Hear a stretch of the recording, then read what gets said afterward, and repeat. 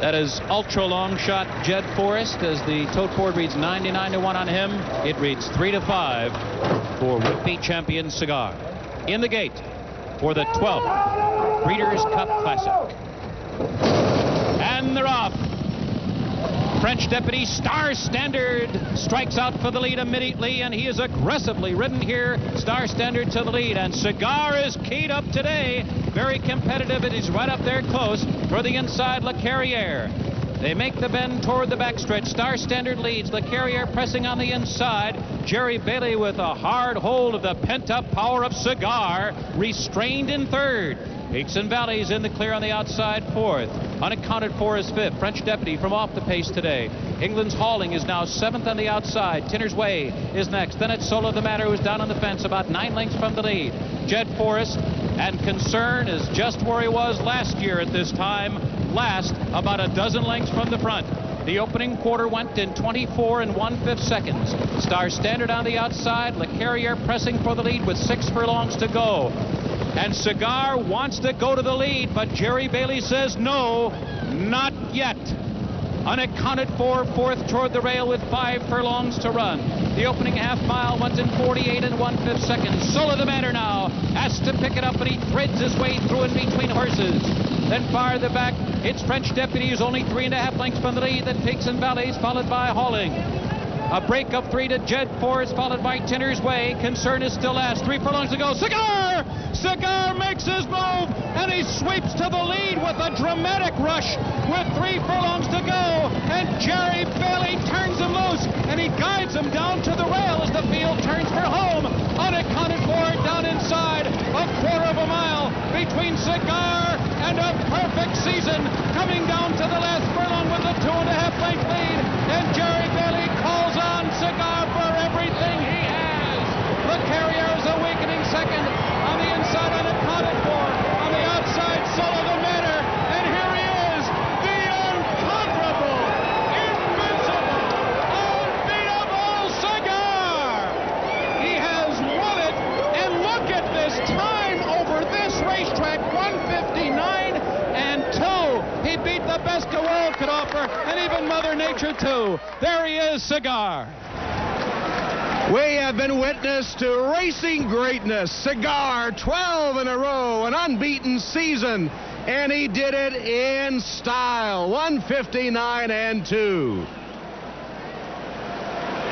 Cigar galloping his way into racing greatness. It was an exploding Cigar when Jerry Bailey finally said, go. He blows by Star Standard and Le Carrière, the early pace setters. It was a monster move. We've talked about him being a push-button horse. He'll do whatever you want him to do at any point of a race. And when Jerry Bailey said, let's get after it, did he ever? Greg McCarron with Jerry Bailey. Okay, I got Jerry Bailey with me. Jerry, all I can say, what must it be like to ride a horse like this? He's the greatest, Greg, I'll tell you. I love this horse to death, and I'm just happy to be riding him. This is wonderful. The racetrack didn't beat him. The paddock judge didn't beat him. This is just wonderful. He is the best horse I've seen run. Well, me too. I mean, he overcomes everything they throw at him. The 10-hole, a wet track, waiting in the paddock, you name it, he beats it. It looks like it all made him mad. Back to you, Tom. All right, Greg McCarron, now over $5 million for Cigar, 4th all-time on the money list. Alan Paulson and Bill Mott's 3rd Breeders' Cup victory, number 5 for Bailey, 2nd of the afternoon, and they did it on a track certainly not its best in stakes record time, 159.58. Cigar inhaled the field to win 12 in a row. Think this isn't a pretty picture? You can put his place up there among the best that have raced.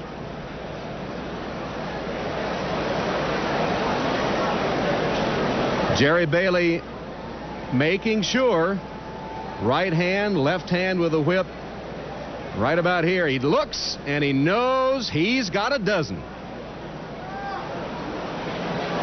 In fact, Cigar eased up, or the time could have been faster. Like Bailey had already quit riding a couple of steps before the wire. number 1 indeed.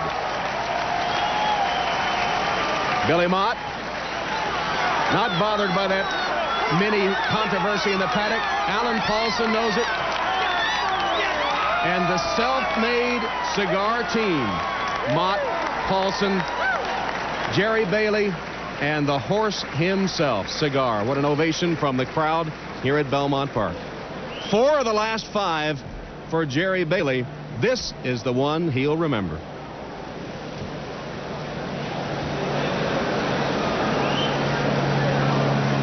John Veach, you've seen a lot of good horses. Where does this one rank? He ranks right there with the best, Tom. What he did at the half-mile pole here, when he exploded and opened up 3 lengths as if it was just turning on a light switch, that's a monster move, particularly on a racetrack like today that's gooey and a little bit on the holding side. Tremendous racehorse, tremendous year, and certainly one of the very best.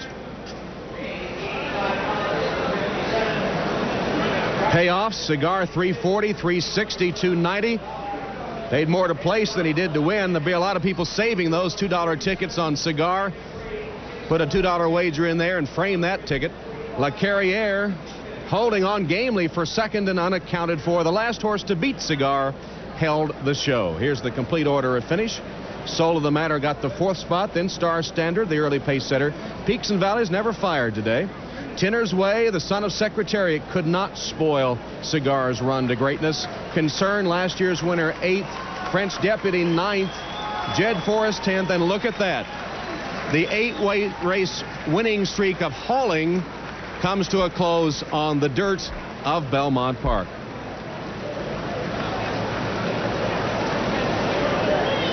We'll be back with the presentation a little bit later, but one more look.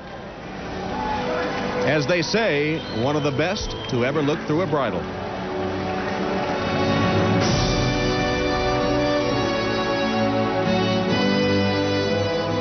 Still basking in the glow of the tremendous run by Cigar to win 12 in a row. The MetLife blimp Snoopy 1 cruising the skies above the Breeders' Cup action at Belmont Park in Elmont, New York, with its 70,000 cubic feet of helium keeping it aloft. Let's go to Mike Battaglia. Thanks, Tom. And with the jubilant connections here of Cigar, Mr. and Mrs. Paulson, trainer Bill Mott, and Jerry Bailey, to make the presentation, Jim Mann, Vice President of Mobile Corporation. Jim? Thank you very much. Mr. Paulson, your horse showed total quality today. That's what Mobile's all about. On behalf of our employees worldwide, our dealers, our distributors, most importantly, our customers, we're happy to present you with this trophy for the winner of the Breeders' Cup Classic. Congratulations. Mr. Paulson, I think this horse can go down in history now as one of the all-time greats. Boy, if he doesn't, something's wrong. And I want to thank Mobile, too, because they bought Gulfstreams from us, and that's a top product, too. And trainer Bill Mott, Bill, we saw you as Cigar was coming across the winner's circle. I've seen you a lot. I don't think I've ever seen you that excited. Well, I figured I had to root him on this one last time. It's the last one of the year and the big one, and I think this really etched it in stone what a champion he really is. I think this leaves no doubt.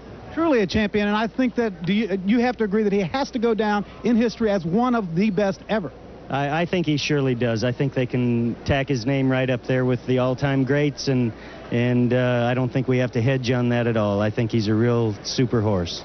How about next year? You think you're going to race him again next year? He still looks like he's got a lot of good races in him. Well, Mr. Paulson and I will sit down and talk about that probably in November and December and weigh whether or not we want to race him again. And I think right now, if Cigar is healthy, sound, and looks like he could stand another campaign, I think we'd go for another year. And, of course, there's a $4 million race in Dubai that we'd have a good look at, and it might be a lot of fun. How about you, Mr. Paulson? You think he can run next year? Boy, the way he's running now, it looks like he'd run forever, but we'll sure check him out before the end of the year and see that he's good and sound, and if he is, we're going to go for it. And we can't forget Jerry Bailey. What a magnificent ride. You've ridden a lot of great horses. Where does this one fit? He's the greatest I've been around. He overcame a wet track, the 10 post, overcame not having my good luck piece Justin here. He overcomes it all. All right, the jubilant connections of Cigar, the winner of the Classic. Back to you, Tom. No good luck charm or not, it didn't make any difference. It was something to see when Jerry Bailey asked Cigar to go, and he accelerated, and the race was over. Well, a lot of things going on in sports today. Let's go to our update studio. Greg Gumbel in New York. Greg, at Belmont, we had a special moment not long ago.